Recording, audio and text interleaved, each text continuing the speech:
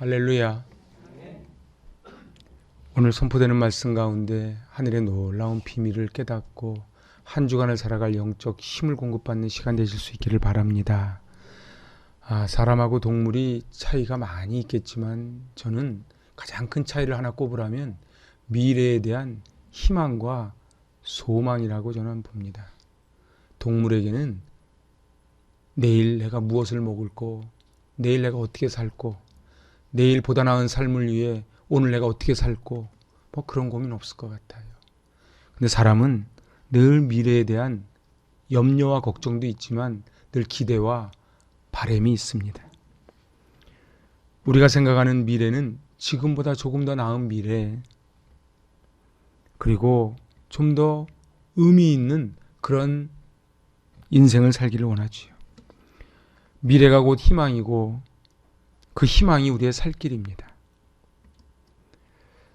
그러나 악한 사단 마귀는 우리를 자꾸 희망을 끊어버리게 만들고 낙심하게 만들지요. 희망은 은혜의 바다 위를 가는 둥둥 떠다니는 그런 돛담배와 같습니다.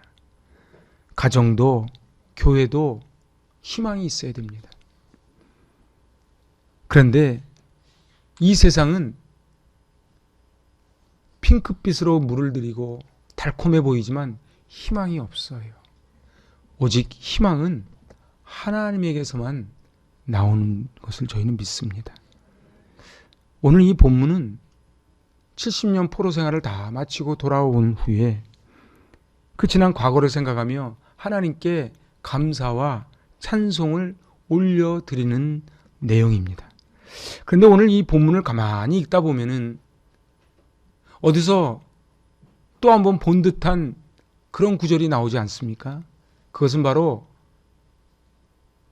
이스라엘 백성이 430년 종살이한 후 이제 출애굽할 때에 앞에는 홍해바다, 뒤에는 애굽 철병거가 있을 때에 하나님이 기적적으로 홍해바다를 갈라주시지요.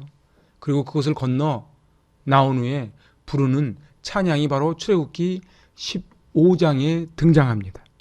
출애굽기 15장 2절입니다. 받들어 봉독합니다. 여호와는 나의 힘이요 노래시며 나의 구원이시로다. 그는 나의 하나님이시니 내가 그를 찬송할 것이요 내 아버지의 하나님이시니 내가 그를 높이리로다. 아멘. 그런데 오늘 포로에서 돌아와서 부른 바로 이 이사야 오늘 12장 2절도 이렇게 기록을 합니다. 보라 하나님은 구원이시라. 내가 신뢰하고 두려움이 없으리니 주 여호와는 나의 힘이시며 나의 노래시며 나의 구원이심이로다. 아멘. 홍해바다를 건넌 후에 부른 노래와 바벨론 포로에서 돌아와서 고백한 그 고백이 어찌도 이리 비슷합니까? 그것은 바로 은혜와 감격이 있기 때문에 그렇습니다. 우리는 인생 살아가다 보면은 앞에는 홍해바다, 뒤에는 애굽 철병거와 같은 진퇴양난에 꼼짝 못할 때가 있지요. 아니 우리 인생 살아가다 보면은 그 바벨론 세계 초강대국 바벨론 그 말발굽에 언제 내 나라 고향에 돌아갈 수 있을지, 언제 마음 놓고 노래를 부를 수 있을지 앞이 깜깜한 그런 때가 있지요. 그런데 광야에 혼자 남아있는 것 같고 나 홀로 이 어려움을 다 겪어내야 될 것 같은데 그때 하나님이 거기 계시고 홍해바다를 갈라주시고 고레스를 통하여 포로 귀환 명령을 내리시는 그날을 지금 맛보고 노래를 부르는 것입니다. 저도 인생을 이렇게 살아가다 보면 참으로 출애굽기 15장과 같은 그런 꼼짝 못하는, 그래서 어찌할 바를 알지 못할 때가 있지요. 그런데 인생을 이렇게 지나놓고 보면은 홍해바다를 건넌 거예요. 그리고 포로에서 돌아온 것이지요. 그래서 저는 그럴 때 제가 자주 부르는 찬송이 있습니다. 지금까지 지내온 것 주의 크신 은혜라 한이 없는 주의 사랑 어찌 이루 말하랴. 자나깨나 주의 손이 항상 살펴주시고 모든 일을 주 안에서 형통하게 하시네. 몸도 맘도 연약하나 새 힘 받아 살았네. 물 붓듯이 부으시는 주의 은혜 족하다. 사랑 없는 거리에나 험한 산길에 맬 때 주의 손을 굳게 잡고 찬송하며 가리라. 아멘. 그렇습니다. 지금까지 지내온 것이 주님의 크신 은혜지요. 그 기가 막힌 웅덩이와 수렁에서 건져 올려주시고 그 광야에 나 혼자 남아 있는 줄 알았는데 우리 주님이 나를 업어서 그것을 건너게 해주신, 그래서 험한 산길을 헤맬 때에 주의 손이 나를 붙잡아 주셔서 여기까지 왔음을 고백합니다. 오늘 저는 이 본문을 통해 우리에게 주시는 교훈 세 가지를 함께 나누고자 합니다. 첫 번째 같이 해보실래요? 하나님은 구원이십니다. 세상은요 돈이 구원이라 그래요. 권력이 구원이라 그래요. 그래서 어떻게 해요? 이제 돈이 하나님이 돼버린 시대를 살아요. 돈이면 형제고 친구도 다 버려버리는 그런 시대가 되지요. 그렇지만은 오늘 가만히 우리 인생을 돌아보니까 오늘 이사야가 고백했듯이 하나님이 구원이십니다. 근데 이사야의 이름의 뜻이 무엇입니까? 바로 하나님은 구원이시다, 그런 뜻이에요. 그러니까 이스라엘 사람들은요, 우리는 그냥 이사야 그러면 이사야 잘 모르지만 이스라엘 사람들은 이사야가 내 백성을 위로하라 선포할 때 하나님은 구원이시라고 하는, 왜 하나님은 그때 하나님은 구원이시라는 이름을 가진 그 이사야를 통해 말씀을 해주시는가를 더 마음 깊이 알지 않겠습니까? 바벨론에서 돌아온 저들이 부른 첫 노래가 있습니다. 그것이 시편 126편 1절 2절입니다. 여호와께서 시온의 포로를 돌려보내실 때 우리는 꿈꾸는 것 같았도다. 여러분들, 우리 인생 살다 보면 정말 꿈꾸는 것 같은 날이 많아지길 축복합니다. 그건 하나님이 하시는 거예요. 2절에 보니까 그때 우리 입에는 웃음이 가득하고 우리 혀에는 찬양이 찼었도다. 이 구원의 감격이 넘쳐서 그 은혜가 우리 주변에 흘러가면 참 좋겠어요. 요즘 사람들 다 힘들어합니다. 어렵지요. 그런데 사실 우리 인생에 사는 비밀이 요즘같이 더 절감하는 때가 드는 것 같아요. 저는 한데 별 보는 걸 참 좋아합니다. 이번 설에도 참 많은 별을 보면서 너무 좋았어요. 그런데요, 이곳에 별이 없는 게 아닙니다. 너무 빛이 많아서 별이 안 보이고 먼지가 많아서 별이 안 보이지요. 우리 주님이 우리에게 빛을 비춰주시지 않는 것이 아니고 내 안에 내가 너무도 많아. 내가 너무도 빛이 많아. 돈의 빛, 권력의 빛, 스펙의 빛, 건강의 빛, 관계의 빛 쫓아가다 보니 예수 그리스도의 빛이 보이지 않는 것이지요. 제가 금요 심야 때 말씀드렸습니다. 신앙은 아는 것이 아닙니다. 신앙은 고백하는 것이 아니고 신앙은 사라지는 것입니다. 여러분들, 우리 신앙생활이 뭡니까?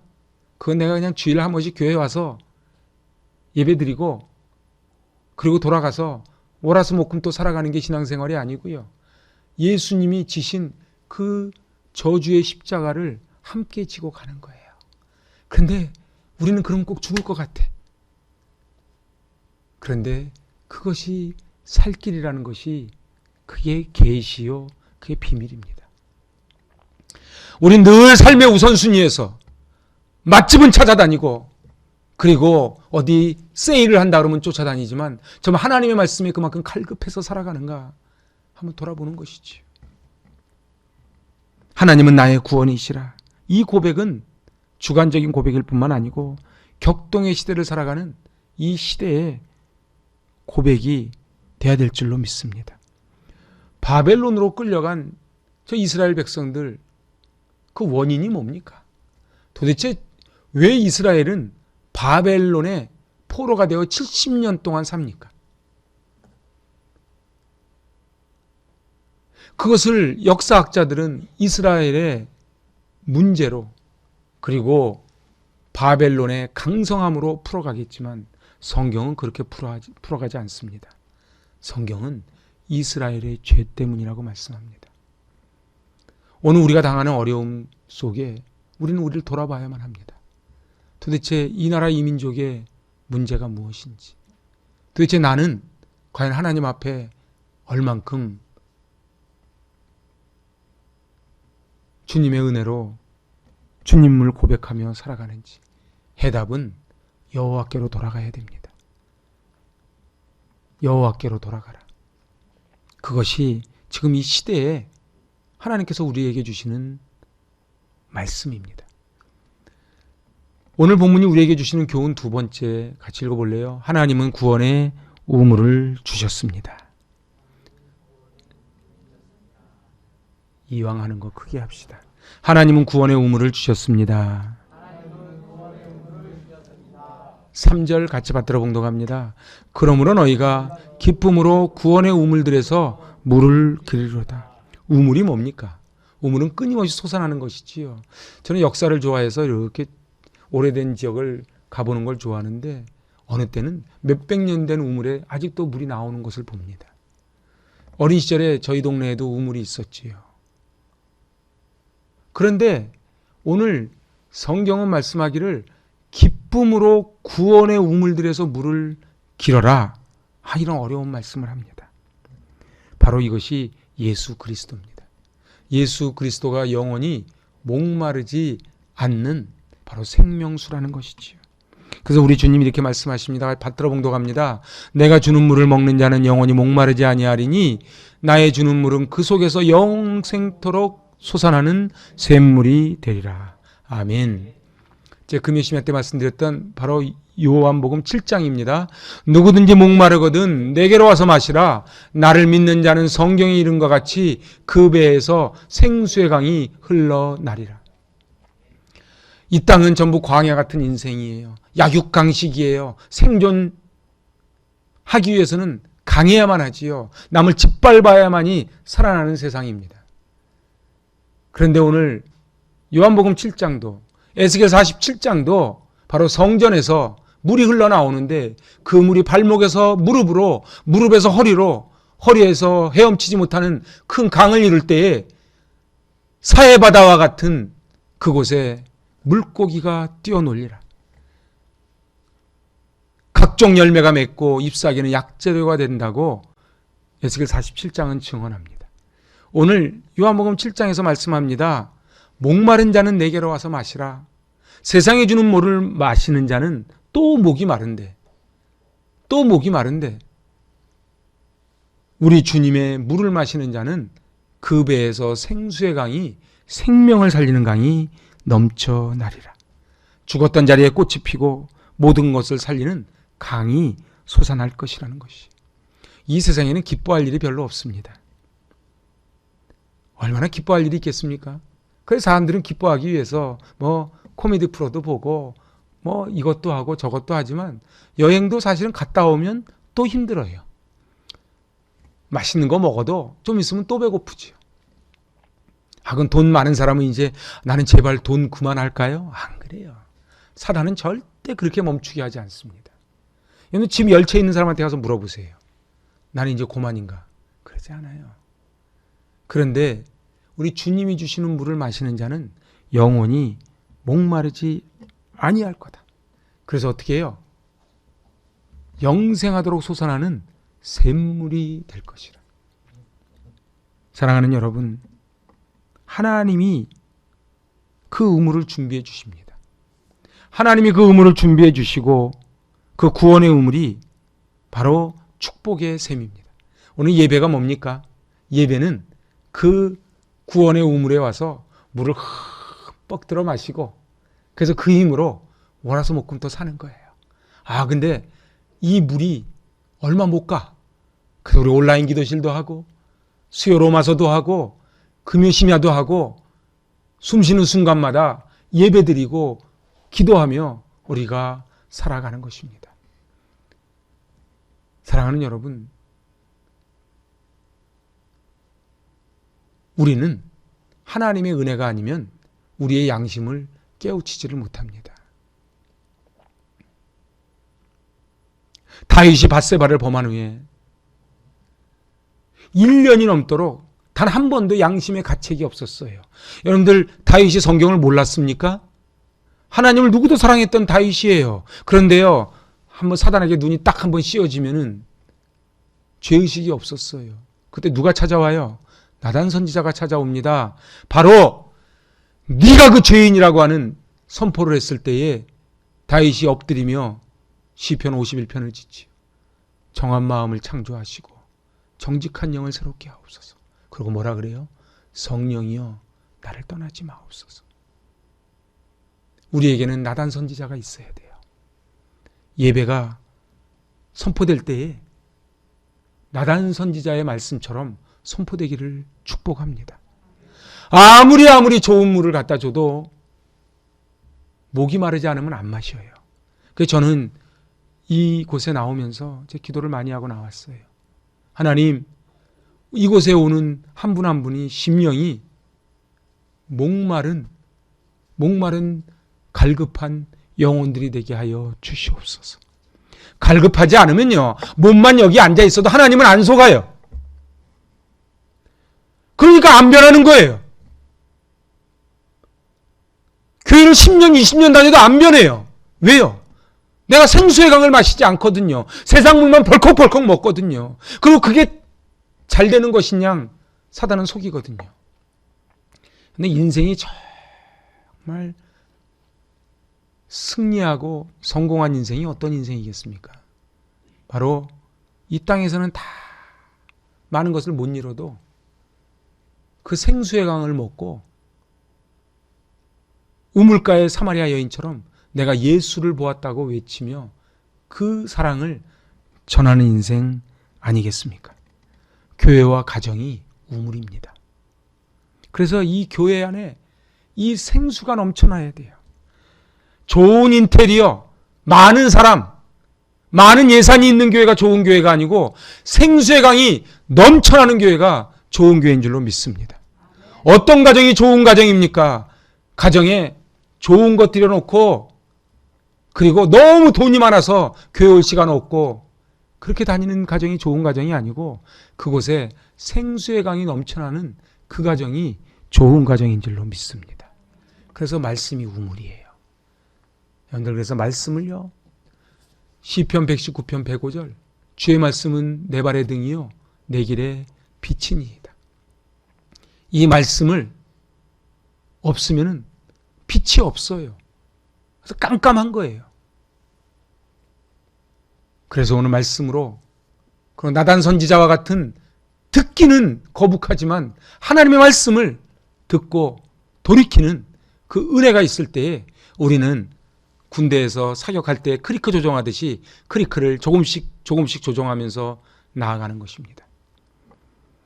교회에 나올 때마다, 예배 드릴 때마다, 말씀을 들을 때마다 그 안에 흐르는 예수 생명수를 만나는 저 여러분 되시기를 축복합니다.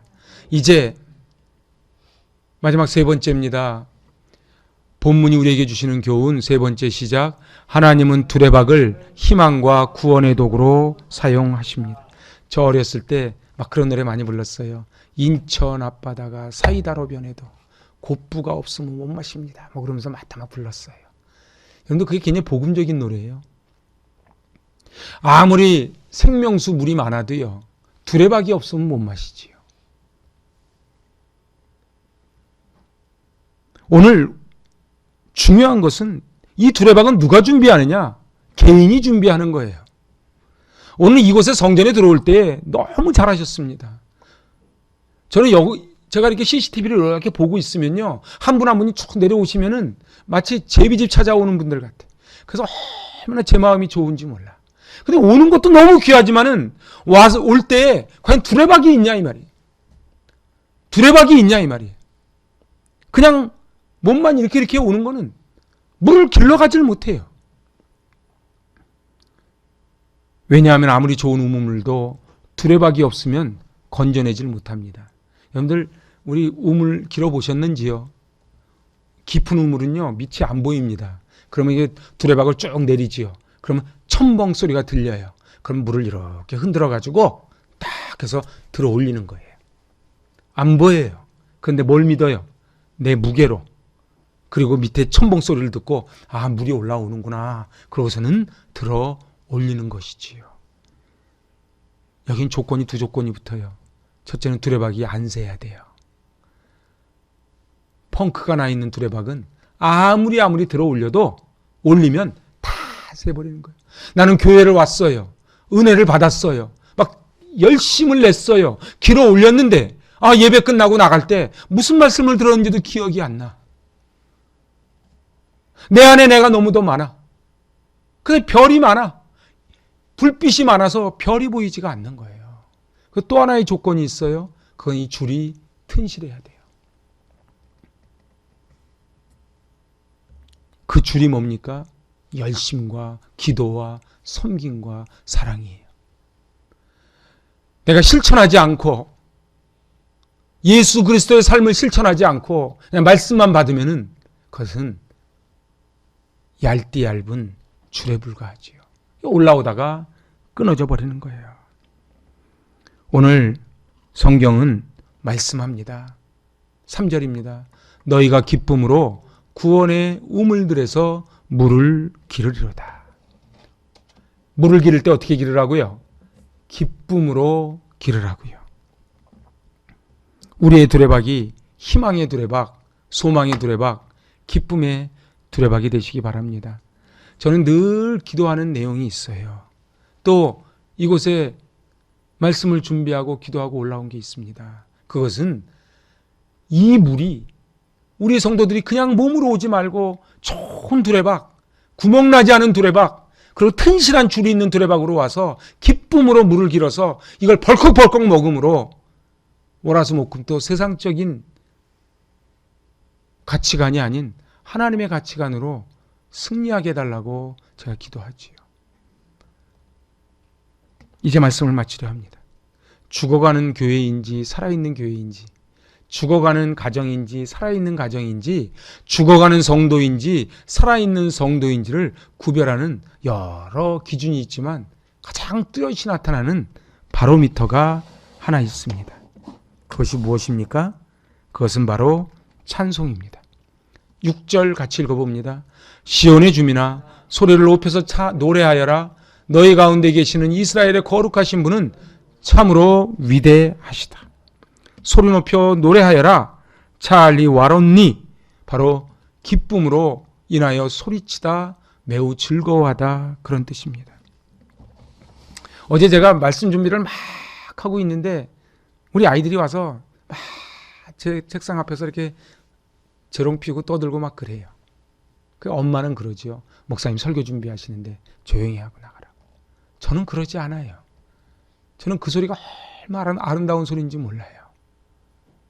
제가 제일 힘들었을 때는 아이들이 떠들 때가 아니고 코로나로 인하여 비대면 예배를 드려서 주일인데 여기 아이들 소리가 전혀 들리지 않고 저 혼자 여기 앉아 있을 때 그때가 제일 힘들었어요. 근데 하나님도 그러실 것 같아요. 하나님도 우리가 조잘 떠드는 걸 찬송이라 그래요. 엄마한테 와서 조잘 얘기하는 걸 기도라 그래요. 근데 성도가 기도하지 않아요. 성도가 찬송하지 않아요. 그러니까 하나님은 조용해서 좋으신 게 아니에요. 아마 저의 마음이나 하나님 마음이나 비슷하지 않겠나 싶습니다. 사랑하는 여러분, 성령께서 가장 기뻐하시는 것이 찬양입니다. 그래서 우리를 찬송을 받으시려고 우리를 이 땅에 지으셨습니다. 마귀가 놀라 도망가는 것이 찬양입니다. 여러분들 고단하십니까? 너무 힘드십니까? 한치 앞이 보이지 않으십니까? 찬송을 부르세요. 찬송을 부르세요. 놀라운 일이 생깁니다. 찬송을 부르세요. 할렐루야. 찬송 부르시기 바랍니다. 아침에 눈을 뜨면 찬송을 틀어놓으세요. 저는 목양실 오면 제일 먼저 다 유튜브로 첼로, 바이올린 찬양을 쭉 틀어놓습니다. 놀라운 게요, 기뻐해서 트는 게 아니에요. 틀어놓으면 기뻐져요. 별로 아멘을 안 하시네. 사랑하는 여러분, 제가 인생 지금 비밀을 얘기해 드리는 거예요. 나는 너무 힘들어서 기도조차 안 나와요. 오케이. 기도 못하면 찬송만 틀어놓으세요. 귀는 열려 있잖아. 그죠? 힘들어서 기도는 안 나와도 귀는 열려 있잖아. 귀가 안 열렸습니까? 사랑하는 여러분, 그래서 찬송을 들으세요. 그리고 찬송을 부르세요. 그리고 찬송은 곡조 있는 기도예요. 곡조 있는 기도예요. 만세반석 열리니 내가 들어갑니다. 멀리 멀리 갔더니 찬송을 부르는 거예요. 남이 듣는 거 아니니까 한 절씩만 부르면 어때요? 나 가사 다 모른다고요? 아는 데까지만 부르세요.